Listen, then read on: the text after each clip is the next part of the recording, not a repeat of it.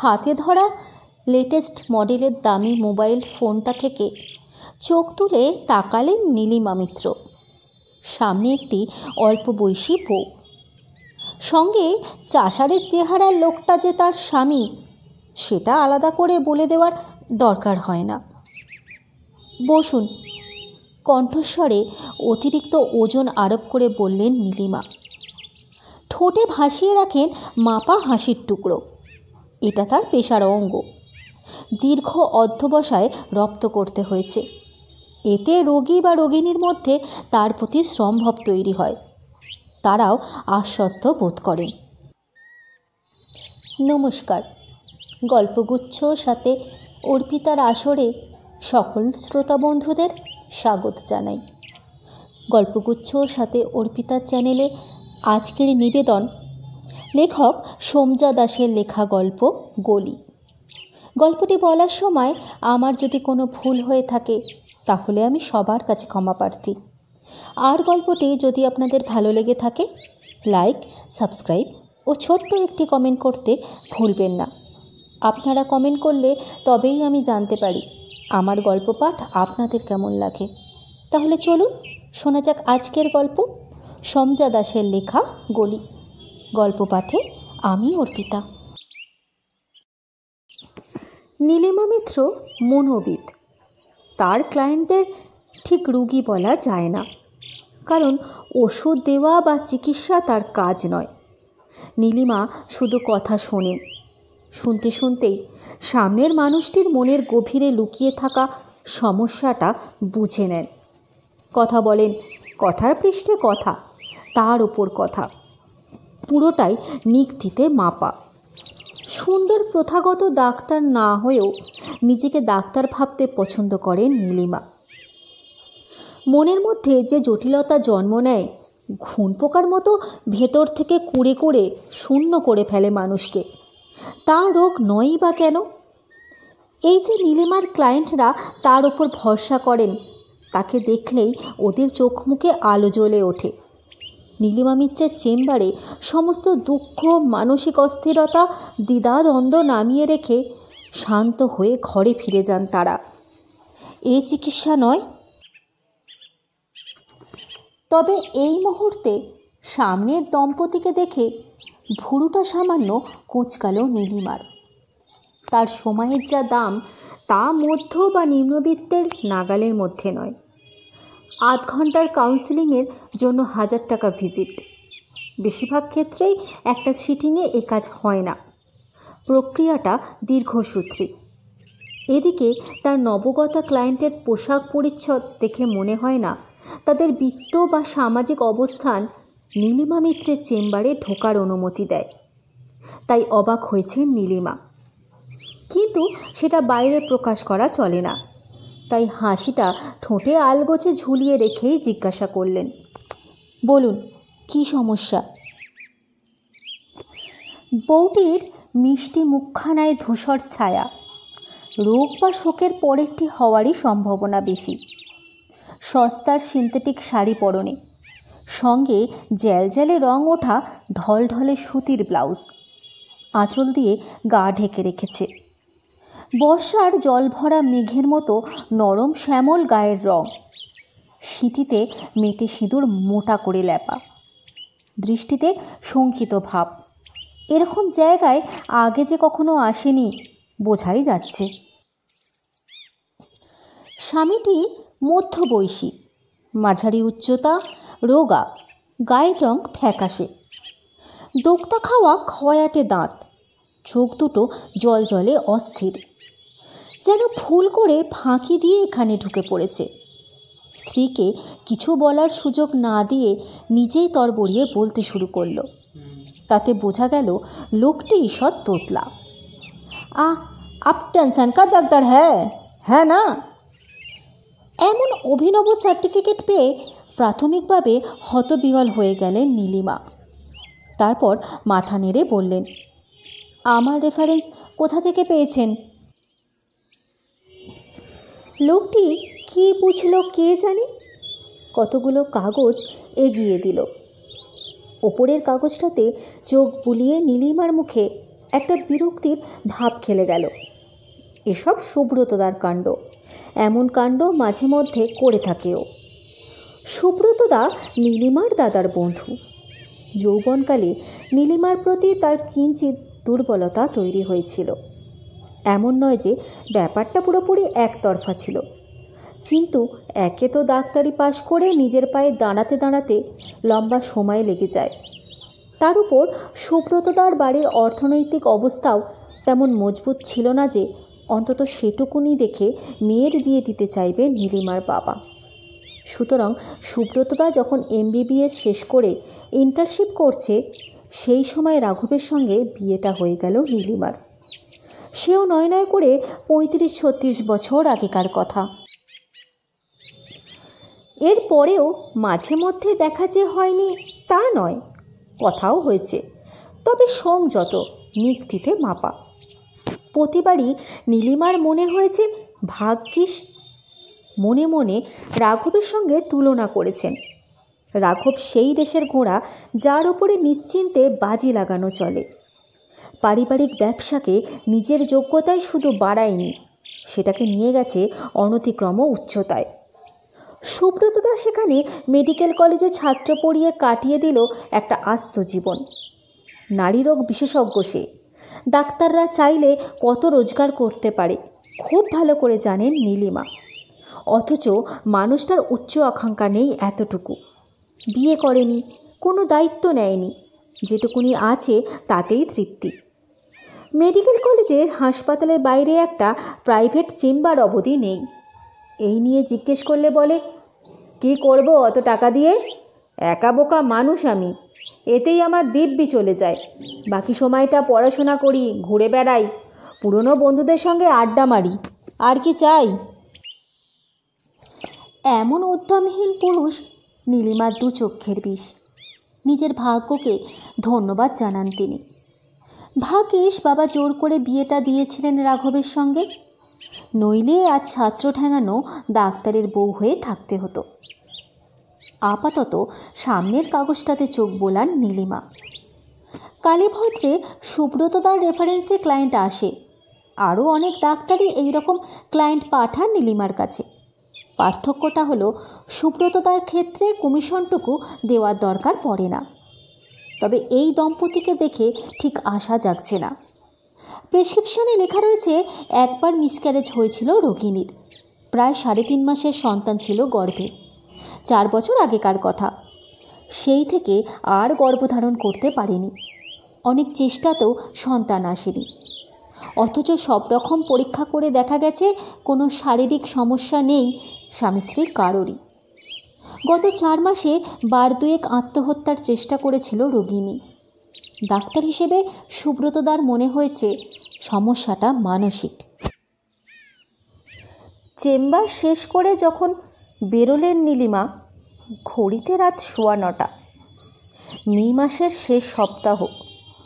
কদিন ধরে ভীষণ গরম পড়েছে।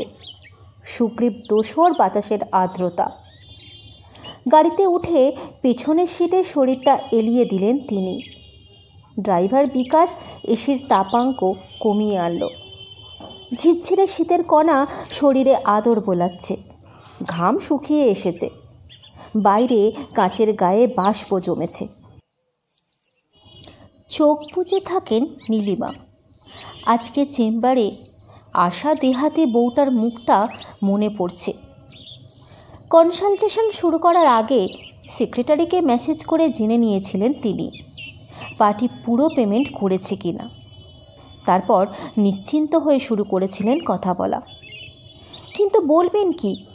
বউটির মুখ দিয়ে কথা বের করাই ঝকমারি। কি নাম তোমার? জি কলাবতিয়া, পাশ থেকে বলল বউটির স্বামী। নীলিমা লিখে নিলেন। বয়স 20 নেই, 18-19 হবে, লোকটাই বলল। নীলিমা চোখ তুললেন, তাকালেন বউটির দিকে। 18 না 19? বউটির মাথা আরও ঝুঁকে পড়েছে সামনের দিকে। মনে হচ্ছে যেন মাটিতে মিশে যেতে পারলে বেঁচে যায় সে।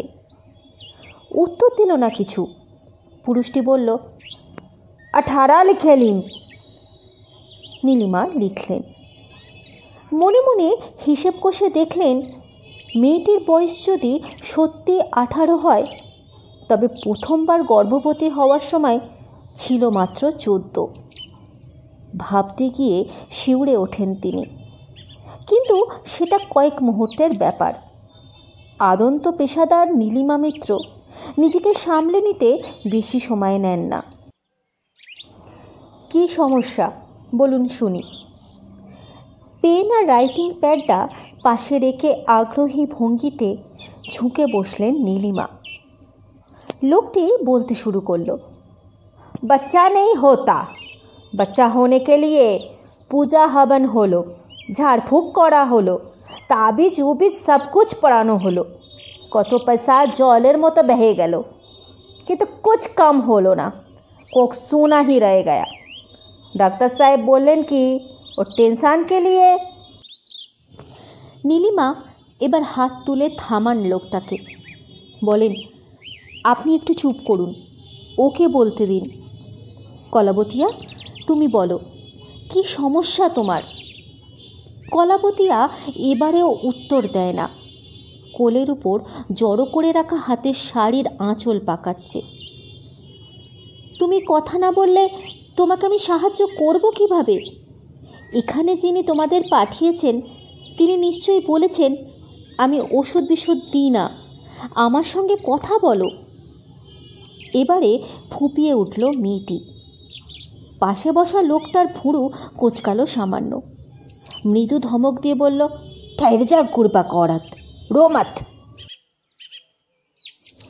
নীলিমার চোয়াল শক্ত হলো। লোকটির দিকে সোজাসুজি তাকিয়ে বললেন, আপনি বাইরে গিয়ে বসুন, আমি কলাবতিয়ার সঙ্গে আলাদা করে কথা বলবো। अलग से? लेकिन क्यों? লোকটার কণ্ঠস্বর সন্দিহান। বিরক্তর পারদ চড়েছে টের পান নীলিমা। তবু গলাটা যথাসম্ভব সংযত করে বললেন, নিয়ম, এখানে আমার নিয়ম চলে। সমস্যাটা যখন আপনার স্ত্রীর, আমি তার সঙ্গেই কথা বলবো। পরে প্রয়োজন মনে করলে আপনাকে ডেকে নেব। আপনি এখন আসতে পারেন। অসন্তুষ্ট মুখে উঠে দাঁড়ালো লোকটা। নীলিমা পাত্তা দিলেন না। লোকটি বেরিয়ে যাওয়া অবধি অপেক্ষা করলেন তিনি। তারপর গলাটা যথাসম্ভব কোমল করে বললেন, কথা বলো কলাবতিয়া। চুপ করে থাকলে আমি তোমাকে কিভাবে সাহায্য করব বলো। চোখ তুলে তাকালো বউটি। এতক্ষণ আটকে রাখা জলের ফোঁটাটা নেমে এলো গাল বয়ে, একের পর এক অঝরে। সেই অবস্থাতেই ফোঁপাতে ফোঁপাতে বলল,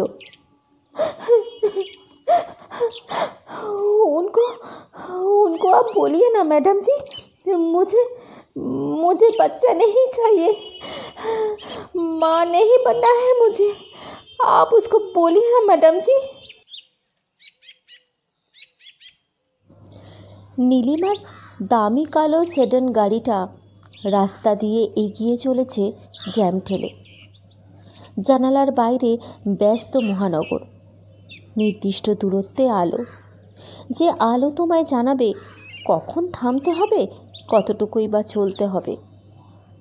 থামতে জানতে হয়, কে যেন কবে বলেছিল কতদিন আগে। মস্তিষ্কের ধূসর কোষের আলোর আবছায়ার মাঝে ঘাই মেরে উঠেই ডুব দেয় স্মৃতি। আবছা ছোপ ধরা সাদা কালো সেলুলার রিলের বিলম্বিত চ্যানেলের মতো। রাঘবের মায়ের প্রকৃত ও ব্যক্তিত্ব দুই ছিল প্রবল। বেশি কথা বলতেন না, কেউ বললে সেটা পছন্দও করতেন না। সারা বাড়ি জুড়ে তার অকথিত দাপট সংসারে পা দিয়েই বুঝেছিল নীলিমা। এই বাড়িতে পুরুষেরা টাকা রোজগার করে, ঘরের ব্যাপারে মাথা গলানোর অনুমতি তাদের নেই। সেখানে রাঘবের মায়ের কথাই শেষ কথা। তা বলে শুধু যে সংসারটুকুর চৌধুরীতে আবদ্ধ ছিলেন তিনি, তা নয়। রীতিমতো আধুনিকা ছিলেন, গ্র্যাজুয়েট। সভা সমিতি সমাজ সব নিয়ে চলতেন। শুধু চলতেন না, উচ্চ সমাজের মুকুটে শিরোমণি হয়ে বিরাজ করতেন। রীতিমতো আলোকপ্রাপ্তা নারী। নিয়ন আলোর মতো অন্যকে আলোকিত করতে পছন্দ করে, তবে সেই আলোর রং হোক বা মাত্রা সবই ঠিক করেন নিজের ইচ্ছে মতো। বিয়ের আগেই কথা হয়েছিল লেখাপড়াটা শেষ করবে নীলিমা। লেখাপড়া চলছে তাই, পাড়া গেয়ে নন্ত এরা, সুতরাং রান্নাবান্না হিসেল বা সংসারের খুঁটিনাটি নিয়ে নীলিমাকে মাথা ঘামাতে হয়নি কোনো দিনও। ওসবের জন্য লোক আছে। নতুন বউয়ের একমাত্র কাজ হলো এ বাড়ির যোগ্য হয়ে ওঠা। ও কি অমন জড়ভরতের মতো শাড়ি ফাড়ি পরে কোথায় চললে? নীলিমা অধপতন। জেঠি শাশুড়ি চায়ের নেমন্তন্ন করেছেন। নতুন বউ শাড়ি পরবে না তো কি পরবে? কেটি পার্টিতে তুমি ওই শাড়ি পরে যাবে? Kitty party? নীলিমা চুপ, ভুল হয়ে গেছে। অমন করে হাত দিয়ে খাচ্ছ কেন? অমন করে হাঁ হাঁ করে গলার শিরা ফুলিয়ে হাসছো কেন? এটিকেট শেখোনি? অমন করে পা ছড়িয়ে বসেছো কেন? বিশ্রী লাগছে দেখতে তোমায়। অত গয়না পরে সোনার দোকান সেজে পার্টিতে যাচ্ছ? ইংরাজিতে কথা বলা সরগর হতে হবে। আপাতমস্ত গ্রুমিং দরকার তোমার ডার্লিং।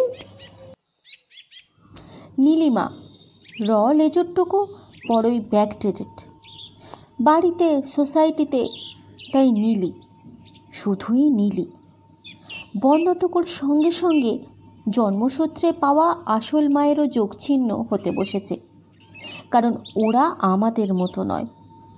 নীলিকে শ্বশুরবাড়ির মতো হতে হবে, হবেই। তার নীলিমার আপত্তি ছিল না তাতে, বরং ছোট শিশু মন যেমন নতুন খেলনা পেলে মেতে ওঠে, নীলিমাও তার নতুন যা কিছু আয়ত্ত করেছিলেন পরম যত্নে। ছেড়ে আসা জীবনকে বারবার প্রশ্নচিহ্নের সামনে দাঁড় করাচ্ছিলেন তিনি। ঘষে মেজে নিজেকে পালিশ করতে করতে প্রাণপণ চেষ্টায় মুছে ফেলেছিলেন মাতৃগর্ভের সোধা গন্ধটুকুও। রাঘব খুশি, কারণ তার মা খুশি।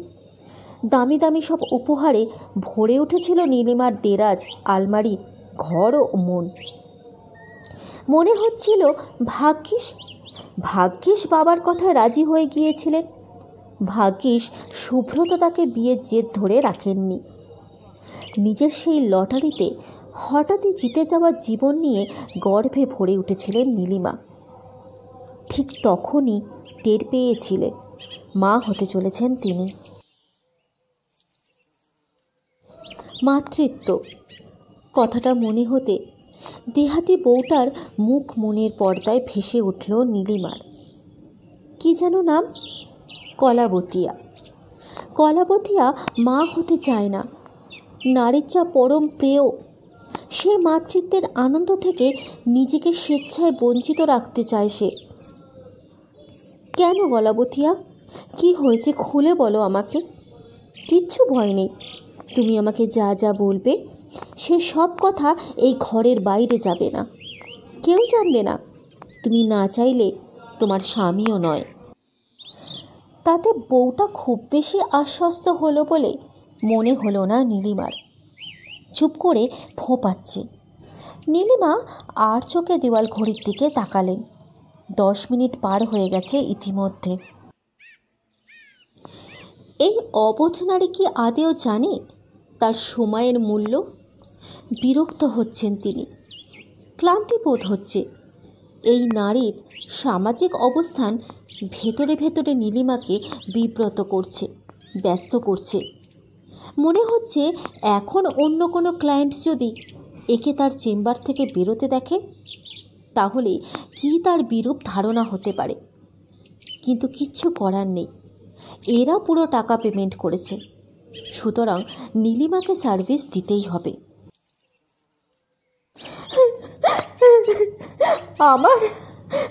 আমার বাচ্চি, একইভাবে ফোপাতে ফোপাতে বলল কলাবতিয়া। আমাকে বলেছে আমার আমার কোক সাফিত আছে।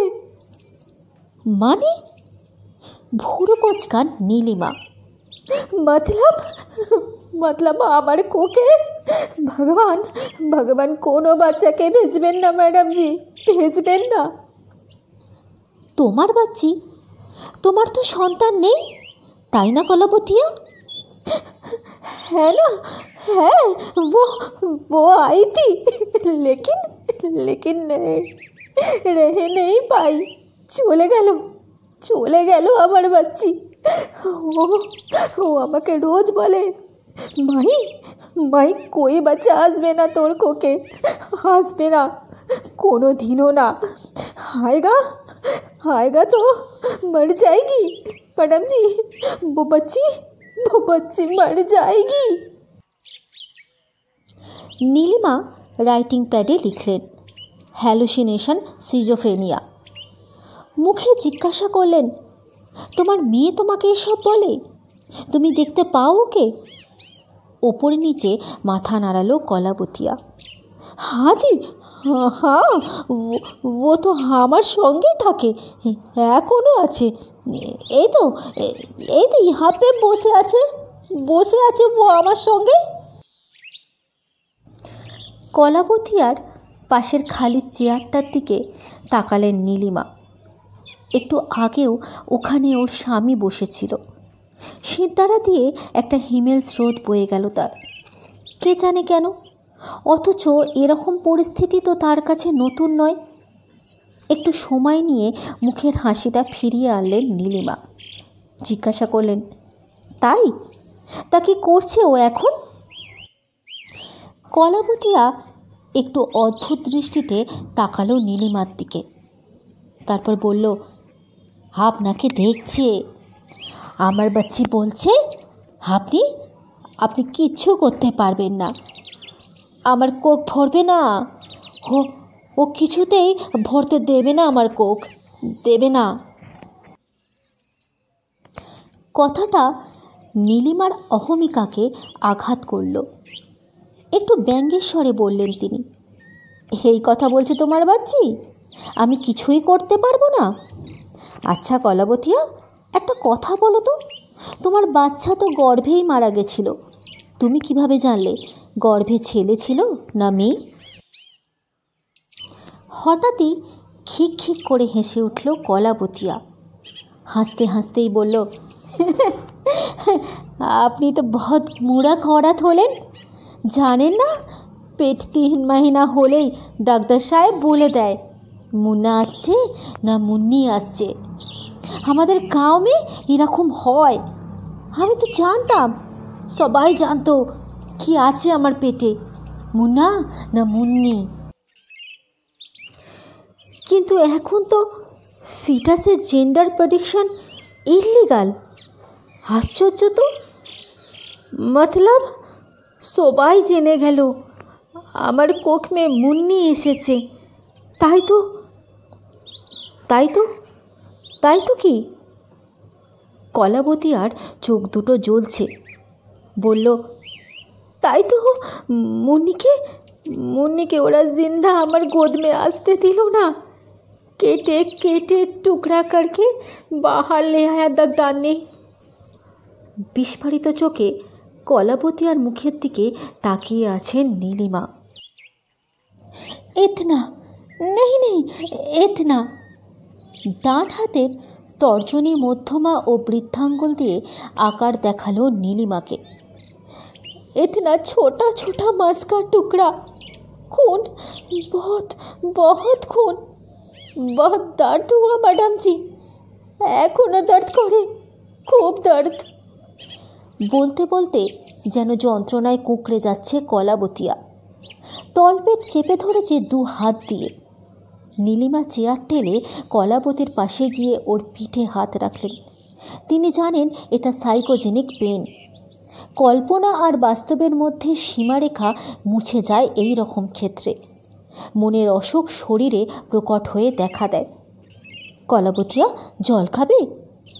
উত্তর আসে না। কয়েক মিনিট কাটে। ধীরে ধীরে মাথা তোলে কলাবতিয়া। সোজা তাকায় নীলিমার চোখের দিকে। কি তীব্র ধারালো সেই দৃষ্টি। বিকাশ, একবার কাকুর গাছে যাব, ক্লান্ত গলায় বলল নীলিমা। বিকাশ প্রশ্ন করে না, তার অধিকার শুধু নির্দেশ পালনে। আজ থেকে ৩৫ বছর আগে বিকাশের বাবা মুকুন্দ রাঘবের বাবার গাড়ি চালাতেন। তখনও কোনো দিন প্রশ্ন করেননি তিনি। বাচ্চা এখনই? ছি ছি, লোকে কি বলবে? ঘৃণায় নাক কুঁচকেছিলেন নীলিমার শাশুড়ি। নীলিমার গর্ভে তাদের বংশের সন্তান এসেছে, প্রথম সন্তান। এতে কে কি ভাববে সেদিন বুঝে উঠতে পারেনি নীলিমা। ওহো নীলি, মাই পুয়ার গার্ল, বিয়ের 5 মাসের মধ্যে প্রেগনেন্সি? That's absurd. বাপু সবে ব্যবসার দায়িত্ব সামলাচ্ছে, এখন বছর মন দিয়ে কাজ করবে, সব বুঝে নেবে। এখন ওর প্রফেশনালি গ্রো করার সময় বেবি। তুমি ওর পাশে থাকবে, ওকে সাপোর্ট করবে। সেখানে এখন বাচ্চা কাচ্চা নিয়ে লেজে গোবরে করার সময় নাকি? আর তোমারই বা কী বয়স? বাচ্চা নেওয়ার সময় পেরিয়ে যাচ্ছে।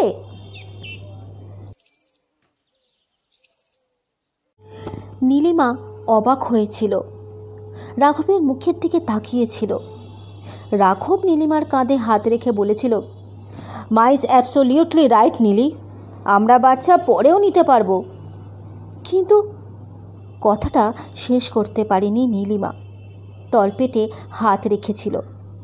এখানে একটা প্রাণ আছে, তার সন্তান, তারই রক্ত।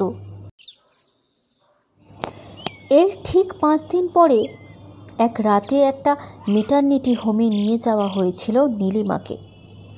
ইঁদোগলির ভেতরে দোতল্লা বাড়ি।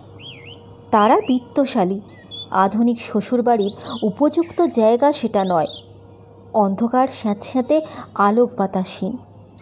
পাশের নালা দিয়ে বইছে ময়লা পৃষ্ঠা, তীব্র গন্ধে তরল রক্তমজ্জা। হরহর করে বমি করেছিলেন নীলিমা। সঙ্গে সেদিন শুধু ছিল বিকাশের বাবা মুকুন্দ। জব্দা খাতায় নীলিমার নাম লেখা হয়নি। স্বামী স্ত্রী হিসেবে লেখা হয়েছিল মুকুন্দ ও তার স্ত্রীর নাম। নীলিমার গর্ভে সন্তান আসার সবটুকু পর্যন্ত নিঃশেষে মুছে ফেলা হয়েছিল সেই রাতে। পরবর্তী মাসখানেক তীব্র অবসাদে ভুগেছিলেন নীলিমা। তারপর উঠে বসেছিলেন একদিন। দরজা খুলে অন্ধকার ঘর ছেড়ে আলোতে পা রেখেছিলেন। পরের কয়েক বছর শুধু আলোই আলো। রাঘব ব্যবসায় প্রচুর উন্নতি করছে, বন্যার জলের মতো টাকা আসছে। দেশে বিদেশে স্বামীর সঙ্গে ঘুরে বেড়াচ্ছেন নীলিমা। সভা সমিতি পার্টিতে যাচ্ছেন শাশুড়ি ছায়া থেকে বেরিয়ে। তখন সেই নীলিমিত্রের মধ্যে চেষ্টা করলেও খুঁজে পাওয়া সম্ভব ছিল না নীলিমা বসু নামের বোকা মেয়েটাকে। সেই রকম সময়ই একটা পার্টিতে নীলিমার সঙ্গে হঠাৎই দেখা হয়ে গিয়েছিল সুব্রতদার। নীলিমা না? বিস্মিত মুখে জিজ্ঞাসা করেছিল সুব্রত। আরে সুব্রতদা, তুমি? ভুরুটা আশ্চর্য সুন্দর করে একদিকে বাঁকিয়ে বলে উঠেছিল নীলিমা। নীলিমা বসু এসব পারত না, নীলি মিত্র পারে। বেশ খানিকক্ষণ কথা হয়েছিল দুজনের মধ্যে সেদিন, যদি সেটা বেশিরভাগটাই একতরফা ছিল। কলকল করে কথা বলে চলেছেন নীলিমা, তার সৌভাগ্যের কথা, সুখের কাহিনী। চুপ করে শুনছিল সুব্রত, মুখে ভাসছিল বিষাদের কালো মেঘ। পার্টি থেকে বেরিয়ে যাওয়ার ঠিক আগের মুহূর্তে বলে উঠেছিল, তোমাকে খুব ক্লান্ত দেখাচ্ছে নীলিমা। থমকে দাঁড়িয়েছিলেন নীলিমা। তাকে তখন দেখাচ্ছিল হাল ভাঙা নৌকার মতো অসহায়। পার্টির মোহময় আলো, দামি প্রসাধনের আড়াল থেকে নীলিমার ক্লান্তি খনন করে তুলে এনেছিলেন সুব্রতদা।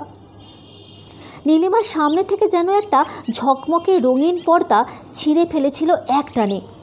ভয় পেয়েছিলেন নীলিমা, অস্থির হয়ে উঠেছিলেন। অনেক কথা বলতে চেয়ে কণ্ঠরোধ হয়েছিল তার। সুব্রত বলে উঠেছিল, বড় বেশি ছুটছো তুমি নীলিমা, একটু থামো। কোথাও একটা থামতে জানতে হয়। এরও 4 বছর পরে প্রথমে পুত্র, পরে এক কন্যা সন্তানের মা হয়েছেন নীলিমা। জীবন তাকে সব দিয়েছে অঞ্জলি ভরে, থেমে যাননি তিনি। লেখাপড়াটাকে কাজে লাগাতে চেয়েছিলেন, চাকরির সুযোগ এসেছিল। শাশুড়ি চাননি, বলেছিলেন করতে হলে প্রাইভেটে প্র্যাকটিস করো, চেম্বারের ব্যবস্থা হয়ে যাবে। তা হয়েছিল ব্যবস্থা, ঝাঁ চকচকে শীততাপ নিয়ন্ত্রিত চেম্বার। বিজ্ঞাপন ও যোগাযোগের কারণে ক্লায়েন্ট পেতে অসুবিধে হয়নি, হোঁচট খেতে হয়নি একটি বারের জন্য। পিছন ফিরে আর তাকাননি নীলিমা মিত্র। এসে গেছি ম্যাডাম, সামনের ড্রাইভিং সিট থেকে বলে উঠল বিকাশ। মাথার মধ্যে হাতড়ায় নীলিমা। গলিটা ঠিক কোথায় ছিল? 35 বছর কম সময় নয়। জায়গাটা বদলে গেছে পুরোপুরি। এঁদো গন্ধ ছেড়ে ফেলে পুরোদস্তুর শহরের আবরণে সাজিয়ে নিয়েছে নিজেকে। সেই অন্ধকার গলিটা এখন কোথায় খুঁজবে নীলিমা? তুমি গাড়ি দাঁড় করাও, আমি একটু আসছি। বিকাশ হুকুম তামিল করে। শুধু তার ভুরুর মাঝে দুশ্চিন্তার ভাঁজ গভীরতর হয়।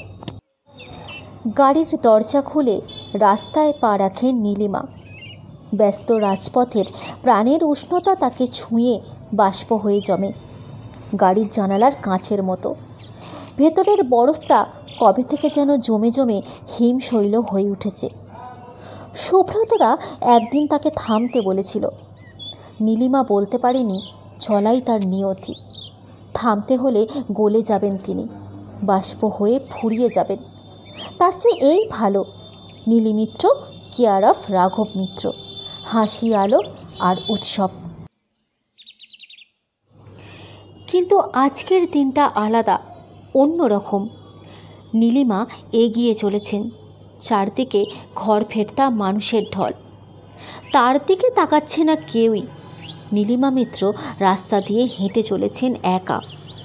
রাস্তার দুই পাশে ঝলমলে আলো, বিশাল বিশাল সব হোর্ডিং, সৌভাগ্যের বিজ্ঞাপন। কে কত সঠিক সিদ্ধান্তের মাধ্যমে সেই সৌভাগ্যকে কিনে নিতে পারে, তারই পরীক্ষা চলছে। এত আলোয় চোখ ধাঁধিয়ে যাচ্ছে নীলিমার। তিনি জানেন এরই মাঝে কোথাও লুকিয়ে আছে একটা অদৃশ্য গলি, যার পাশে নর্দমা দিয়ে বয়ে যাচ্ছে পুঁথিগন্ধময় দেহাংশ, বর্জ্য কষ্ট, অতীত, যা কিছু ত্যায্য, যা কিছু টুকরো টুকরো করে কেটে ফেলে দিতে হয় ভালো থাকার জন্য। নীলিমা হঠাৎ দেখল তার পাশে পাশে হাঁটছে কলাবতিয়া। খিলখিল করে হাসছেও, বলছে আপসে হবে না ম্যাডাম জি, হবে না, আমার মুন্নি বলছে আপসে হবে না। বিরক্ত হয়ে ওঠে নীলিমা। সুব্রতদাকে বলতে হবে এই কলাবতিয়াকে তার কাছে না পাঠাতে। হাঁটতে হাঁটতেই সুব্রতর ফোন নাম্বার খোঁজে সে মোবাইলের কন্ট্যাক্ট লিস্টে। নেই, কোথাও নেই। কিন্তু থাকার তো কথা ছিল। আজ তো একটা নম্বর, একটা মানুষ কিভাবে মুছে যেতে পারে? কলাবতিয়া হেসেই চলেছে। ভুল বলছে, ভুল বলছে তোমার মুন্নি, হিস করে বলেন নীলিমা। কলাবতিয়ার দু চোখে আধার ঘনায়, নরম গলায় বলে ওঠে সে, আমার মুন্নি কখনো ভুল বলে না ম্যাডাম জি। আপ তো খুদ ही खुद को হারিয়ে ফেলেছেন। যে হারিয়ে যায় সে কখনো কখনো ফেরে না। নীলিমা মিত্র দুই হাত দিয়ে কান চেপে ধরেন। শুনবেন না, শুনবেন না তিনি কলাবতিয়ার কথা, ওর মুন্নির কথা। এই মুহূর্তে তিনি পাগলের মতো খুঁজছেন সেই গলিটা, খুঁজেই চলেছেন। দূর থেকে গাড়িতে বসে তাকে লক্ষ্য করে এগোচ্ছে বিকাশ। এবার সে মোবাইলে তার মালিক রাঘব মিত্রের নম্বর ডায়াল করল। কি ব্যাপার, নীলিমা কোথায়? স্বভাবসুলভ চাপা ও ততোধিক বিরক্তি গলায় জিজ্ঞাসা করলেন রাঘব। কাঁকুরগাছিতে স্যার, দ্বিধাজড়িত স্বরে উত্তর দিল বিকাশ। আবার? বিকাশ চুপ করে থাকে। বাড়ি নিয়ে এসো, আসতে না চাইলে ধরে নিয়ে এসো। উফ, দুদিন অন্তর অন্তর এই একই ঝামেলা। তুমি বা কী বলে নিয়ে গেলে? রাগে গনগনে স্বরে বলে ওঠেন রাঘব মিত্র। বিকাশ দীর্ঘশ্বাস চাপল। ছোটবেলা থেকে এ বাড়িতে আসছে সে। আগে তার বাবা এখানে গাড়ি চালাতো। এ বাড়ির কোনো ইতিহাসই তার অজানা নয়। তাই বলল, আপনি চিন্তা করবেন না স্যার, আমি বাড়ি নিয়ে আসবো, ঠিক আসবো। বিকাশ জানে একটু পরে নিজেই ফিরে আসবে নীলিমা মিত্র। পেছনের সিটে বসে শিশুর মতো কাঁদবেন পুরো রাস্তাটা। প্রতিবারের মতো গলিটা খুঁজে পাওয়া হবে না তার এবারেও। আজ আমার গল্পটি আমি এখানেই শেষ করছি। আশা করি এই গল্পটি আপনাদের মন ছুঁয়ে গেছে। গল্পটি ভালো লাগলে ছোট্ট একটি কমেন্ট করতে ভুলবেন না। আর হ্যাঁ, অবশ্যই শেয়ার করবেন। আপনাদের সঙ্গে আমার আবার দেখা হবে নতুন কোনো গল্পের সাথে। ততদিন ভালো থাকুন এবং সুস্থ থাকুন। আর আমার সঙ্গে এতক্ষণ সময় কাটানোর জন্য আপনাদের সকলকে ধন্যবাদ।